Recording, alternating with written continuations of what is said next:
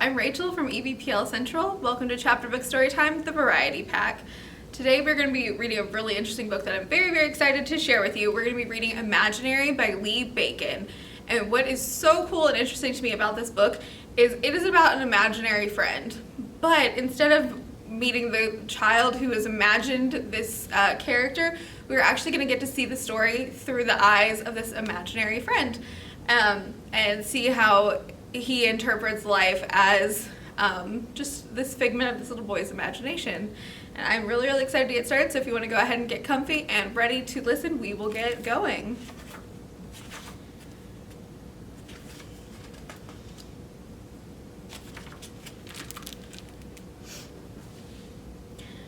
There was a time when everyone had imaginary friends. Everyone your age, anyway. The polka dot panda on a unicycle, the green blob with a ferret for a hat, the taco with arms made of cheese sticks. It was a strange crowd, and I fit right in. But as you got older, your classmates lost touch with their imaginary friends. Kids were growing up, moving on, finding other things to care about, real things. Until one day, I looked up and realized all the other imaginary friends were gone. I was the only one left. An imaginary friend is like a carton of eggs. We come with an expiration date. Like all other worn scraps of childhood, the tattered blanket, the fluffy bear with the face that's been smushed from too much cuddling, there'll come a time when you'll outgrow me. It sends a shiver down my fur just thinking about it. When you were little, you'd lead me around proudly introducing me to people you met. But now, you're 11, and I've stuck around long past the usual expiration date. These days, you don't brag about me. You don't talk about me at all. Not to your friends, not to your teachers, not even to your mom. I'm a lot less popular than I used to be. I remember the day we met. You were much smaller then. Standing in your backyard, beneath a ceiling of branches and leaves, there was a yellow plastic shovel in your hands and a shallow hole at your feet. Chunks of your backyard were strewn everywhere. Your eyes were bright and blue, your face was smudged with dirt and grape juice. There was a single leaf in your hair. If you were surprised to see me suddenly standing at your side, you didn't show it. You grinned and said, "Hi." I smiled back. "Hello." You exclaimed for a second, "You look weird." Did I? I'd only existed for 12 seconds. I hadn't even had a chance to check myself out yet. I looked down, and this is what I saw. Fur. Purple fur. Lots and lots of purple fur. I pieced the rest of my appearance together over time. You might describe me as a ball of purple fuzz, except a whole lot bigger than any ball of fuzz you'd see drifting around the house. I have 2 arms and 2 legs, 2 eyes and 1 mouth. I suppose I did look weird, but then again, you're the one who imagined me, so I guess that made you a little weird too. You ran a hand across your cheek, adding another smudge to your face. I'm Zach. Nice to meet you, Zach. My name is, My voice fell into silence. I was beginning to realize something a bit awkward. I didn't have a name. But you were about to change that. Your eyes dropped to the shovel in your hand. Your face lit up. How about we call you Shovel? Shovel? You nodded. Like the thing you dig with? You nodded again.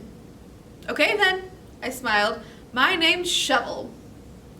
Hey, I have an idea. You can help me and Ryan with our project. I tilted my head. Ryan?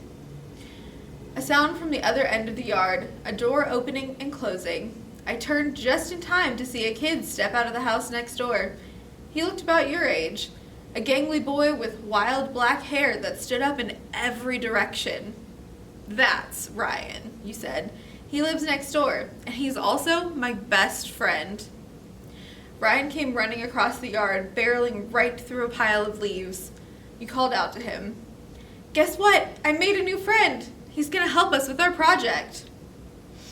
I still didn't know what this big project of yours was, and I don't think I ever actually agreed to help. But If I seemed clueless, Ryan seemed even more confused. He glanced around. New friend? You pointed. He's right here. His name's Shovel. Ryan looked in the direction you were pointing and saw nothing. Which wasn't a surprise. To everyone but you, I'm invisible. I'm nothing at all. But Ryan didn't mind. It's like I already said. At that age, everyone had imaginary friends. You pointed to the hole and explained, me and Ryan are digging a tunnel. To the other side of the earth, Ryan added. When I glanced down at my hand, I was surprised to see that I was holding a shovel too. We got started, you and me and Ryan. Dirt crunched under our shovels as we dug deeper, deeper, deeper. Before long, we'd gone far below the surface. The sky was nothing more than a tiny speck of light above us. We kept going. Our tunnel plunged farther into the earth, and finally, the ground broke open. We'd made it all the way to the other side of the earth, and it had only taken 20 minutes. We climbed out of the hole, brushing away the dirt. I looked around. Grass, trees, a house. That's what we saw. I scratched at my furry head. The other side of the earth looked a lot like your backyard. Hey, buddy, what you doing? The voice caught me by surprise. I spun and saw a future version of you standing on the back deck. A man who shared your bright blue eyes and curly tangle of hair. Hi, Dad, you waved a filthy hand. We just dug a tunnel to the other side of the earth. Really? For some reason, he sounded like he didn't believe you. Following his gaze, I realized why. All of a sudden, our incredibly deep tunnel didn't look so deep after all. It was just a small hole in the grass. So that's why the other side of the earth looked so much like your backyard. Because it was your backyard. The tunnel was never really there. It was a lot like me. Imaginary. Later that same day, Ryan's mom had called him back home, but you and I were still in the backyard. We'd abandoned our tunnel and moved on to more important things. First, we fought off a horde of zombies. Then, we hunted for treasure under the trampoline. Our work was interrupted when a T-Rex came barreling through the fence. The two of us ran away screaming. Being your imaginary friend was dangerous. Your parents were on the deck. They didn't seem too worried about the dinosaur attack. Your mom was sitting in the shade reading a book. Your dad was seated at a wooden table. He'd covered the table with newspapers. About a dozen plastic toys were scattered across the pages. They were small, about the size of his thumb. Fantasy characters. A dragon, a troll, an elf. A tiny paintbrush was in your dad's hand. He dipped the brush into a bottle of paint and carefully applied it to one of the toys. When I noticed this, I stopped running. So did you. And so did the T-Rex.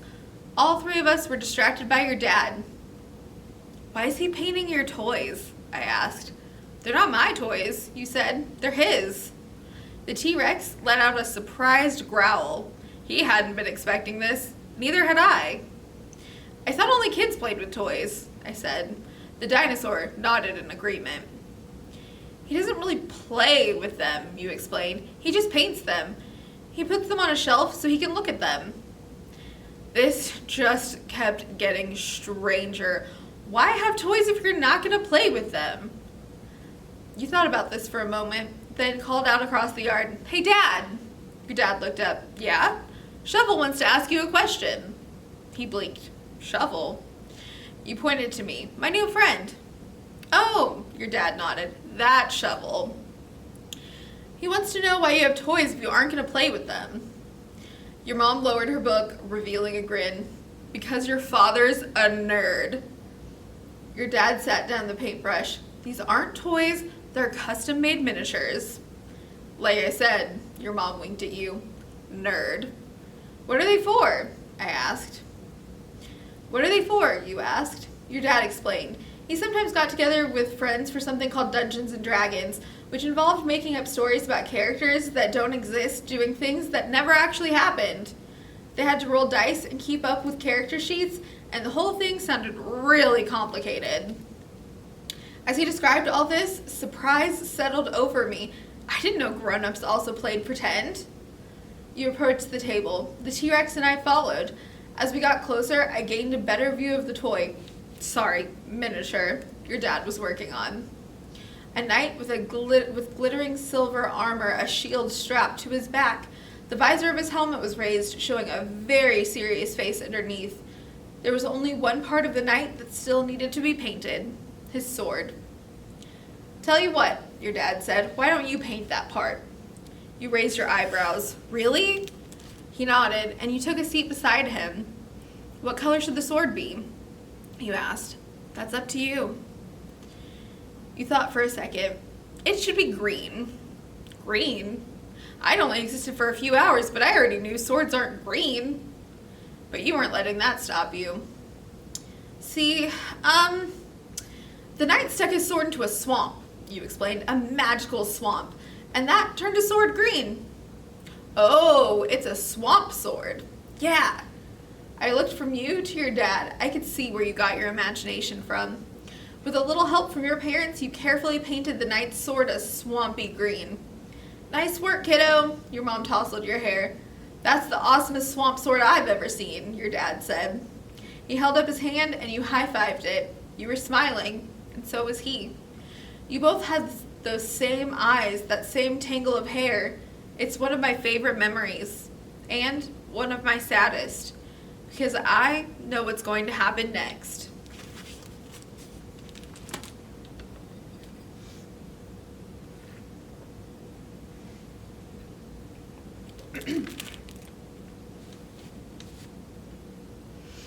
I told you already. Imaginary friends come with an expiration date, but so do humans. I thought I would hit my expiration date long before your dad, and I was wrong. When you were 6 years old, your dad got sick. I went with you and your mom to the hospital. Day after day, week after week, we sat by your dad's bed, squeezed between the machines and the monitors, the tubes and the flowers. You brought cards with you, dropped off or delivered by mail, signed by family and friends. So many of the cards had the same words printed on the front. Get well soon. But your dad didn't get well. He got worse. Sometimes I think of your life like a page with a line down the middle. One side of the line is labeled before, and the other is marked after. Your dad is on the before side, but after, there's an empty space where he used to be. Before, I was seeing less and less of you. It wasn't like when you were younger, when we would spend hours together. You had lots of real friends. You didn't need imaginary ones anymore. When you did think of me, it was only a flicker, a word or two late at night when you were drifting off to sleep, or early in the morning before distractions kicked in. School and activities and friends and technology. I was fading away, and I could see it happening. Holding out my hand, I could peer right through it as if I was smoke, a mirage, a shimmer of light dissolving into nothing. Each day I faded a little more, until I was barely there at all. Soon, it seemed, I would just be as invisible to you as I was to everyone else. But after your dad was gone, the fading stopped. All of a sudden, my fur was bright and glossy again. I was no longer some worn-out scrap from your childhood. I was your friend, someone who was always there, always by your side. You could talk to me anytime about anything. And when you were done talking, when you just needed a distraction, I could do that too. We could go anywhere together. Your imagination swept us away to other worlds, filled with magic and monsters, excitement and danger. Those places might have seemed scary, but we both knew reality could be so much scarier. Your house was filled with reminders of your dad. They were everywhere. Every corner, every wall, every surface. No matter where we went, we were constantly stumbling over memories of him. There used to be happy memories. Now, they made your chest ache with how much you missed him. I could see how it was getting to you. Being reminded he was gone over and over and over again, it was too much. After the funeral, you found a box in your closet, a plastic bin full of old toys. You turned the box over, the toys clattered out. The box was empty now. But it wouldn't stay that way for long. You carried it around the house, collecting reminders, little things that used to be your dad's. His yellow comb, his broken wristwatch, his glasses. One by one, they went into the box. If this had been before, your mom probably would have asked you what you were up to. But this was after. These days, she had so many other things to deal with, grown-up things. Forms to fill out, calls to make, visits from relatives and friends and neighbors. She didn't notice what we were up to. We were on our own. We were explorers. All around us, the house transformed. Rooms became ruins. The hall became a dark, spooky passageway. When I looked around, I saw crumbled stone walls, a floor that suddenly dropped away into a bottomless pit, a ceiling that had collapsed hundreds of years ago. The ruins seemed right somehow. They were bleak and ugly, and they perfectly fit the overall mood. You had transformed, too. Your t-shirt had become a vest with pockets for all of your equipment. When you looked down, your flip-flops were gone, replaced by heavy boots. You were an archaeologist. You needed the right outfit. And I was your trusted assistant. A pith helmet wobbled on my furry head. Strapped to my round waist was a belt jingling with tools and gear. Usually your daydreams were fun and playful, but not today. Today we were on a mission. We carefully navigated the ancient ruins, searching for cursed treasure. His headphones, his favorite mug, more items to add to the box. They rattled as you moved through the doomed wreckage. You came to a stop. A shelf on the wall displayed a row of miniatures, a dozen fantasy characters. Your attention landed on one in the middle, a knight with a green sword. You added the knight to your box, then you tossed the rest of the miniatures in after it. The box was full now. We left the creepy ruins and made our way across the backyard. The box clattered with each step. You set it down in a corner of the yard, then you went to get a plastic bowl. When you returned, you began to dig. The ground crunched under the shovel's plastic blade. Grass and dirt were tossed to the side. The hole began to grow deeper, deeper, deeper. As you dug, a memory took shape. The day we first met, the day we tunneled to the other side of the earth. It used to be a happy memory. Now, it made my chest ache. This time, there was no need to dig all the way to the other side of the earth. The hole only had to be big enough to fit one thing: a box of reminders. Once the hole was deep enough, you carefully placed the box inside. "Zach, are you sure about this?" I asked. You stared down at the box, at the jumble of your dad's belongings. "I don't want to see them anymore. Ever. They just make me sad." "Maybe you should ask your mom first." You shook your head. "She has other stuff going on." You grabbed your shovel. Dirt dropped into the hole, spilling over the reminders. You shoveled in more and more and more. I watched the dirt pile up, blanketing your dad's things, his yellow comb, his broken wristwatch, his sunglasses. Other objects were buried: a tiny troll, a fierce plastic dragon. You piled more dirt onto the shovel's blades, swung it around, and then stopped.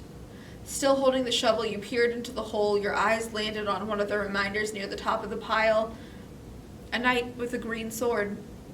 You dropped the shovel and crouched over the hole. Reaching inside, you dusted away the dirt. Your thumb traced the knight's plastic visor and moved down its armored shoulder. A moment went by. Then you rescued the knight. Plucking it from the dirt-covered pile, you shoved the miniature into your pocket. After that, you stood up and began scooping the dirt into the hole again. Soon, the hole was full. The box was buried. The reminders were gone. All except the one in your pocket. I'll be honest, I never expected the box to stay buried. I figured you'd change your mind in a few days or a few weeks. If you were going to regret what you'd done, and there would be another trip to the backyard, more digging with the plastic shovel until you uncovered the box of reminders. Or maybe your mom would notice all the things that had gone missing, things that had belonged to him. She would come asking and you would confess, but you didn't change your mind. And your mom never asked. She was still caught up in grown-up things, things you were too young to understand, on top of everything else she was dealing with. It turns out she had a big project in the works. She was selling the house. One day we came home from school. to find the house filled with cardboard boxes, your mom led you to a spot of the living room where the coffee table used to be. "It's just the two of us now," she said, even though I was standing right there. "We don't need such a big house anymore." The next day, a moving truck showed up in the driveway. Your uncle hopped out of the driver's seat. Your other uncle got out of the passenger side. They began carrying things out of the house and into the truck. The house slowly emptied. The truck slowly filled. And all along, I kept waiting for you to speak up, to tell someone about the buried box in the corner of the backyard, to run outside with a shovel and start digging. But you didn't. When the work was done, we climbed into the car. Your mom was in the front, and with one of your uncles. We were in the back. I looked at you. "Last chance," I said. "You can still go back for the box." You clenched your jaw and shook your head. The car shifted into motion. We pulled out of the driveway and down the street and away from the house. The new house wasn't far from the old one, just on the other side of town. It was smaller, but that was okay. At least it wasn't filled with so many reminders. Your new bedroom was smaller too, and that was also fine. In your head, it could be as big as you wanted. All you needed was a little imagination. Okay, I think that is where we are going to have to stop this one. If you want to keep going and see more adventures of Zach and Shovel and see how Zach continues to deal with the loss of his father and moving and all the other big changes that life can throw at you at that age, you can start at chapter 11. You can give us a call or drop in to pick up a copy of this book physically, or you can get it on the Hoopla app as either an ebook or e-audiobook. And I will see you all next time. Bye.